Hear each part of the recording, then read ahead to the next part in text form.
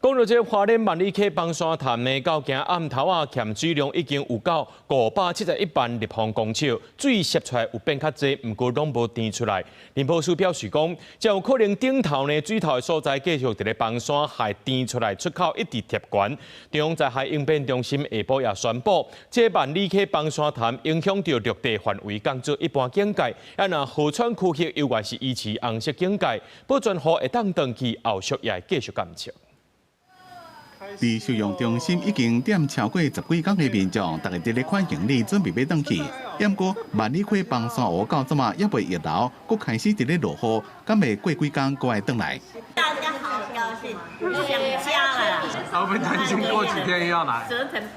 希望不要來。萬里溪幫山湖這麼水位的懸度是1089.12公尺，因為北地附近一流土石崩來，而且真儕所在佫洩漏出來，和遺留的時間一日前，大家緊張的心情已經病真久啊。應該要給我們確定的那個時間溢流點，因為我們等太久10幾天了。你林保署的，你的壩頂高度1087.5，你的水位現在1088.5，你的水位超過你的壩頂。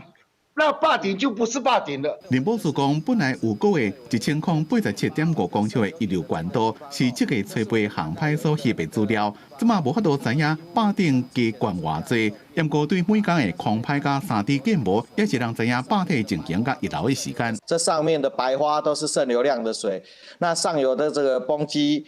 崩塌的堆積土體大概都已經露出這樣的岩石。那最上面1082的這個水量也有變大的一個趨勢。整個的崩塌堆積土體大概都有局部的崩塌，有往下來滑動。這位貴連城肯定所有工作人員的辛苦，不過強調人命真重要。在咧考慮壩體這麼結構穩定，而且保全河離開出來時間這麼久啊，所以解讀不是警戒。下午3點鐘開始，由黃色警戒降為一般警戒，然後萬里溪整個河道列為紅色警戒。請這個林保署花蓮分署，你每天至少3到4次的回報。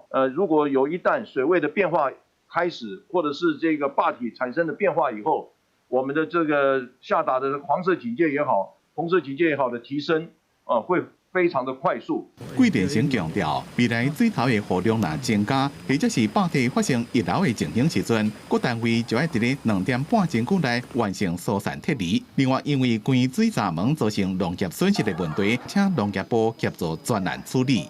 記者綜合報道。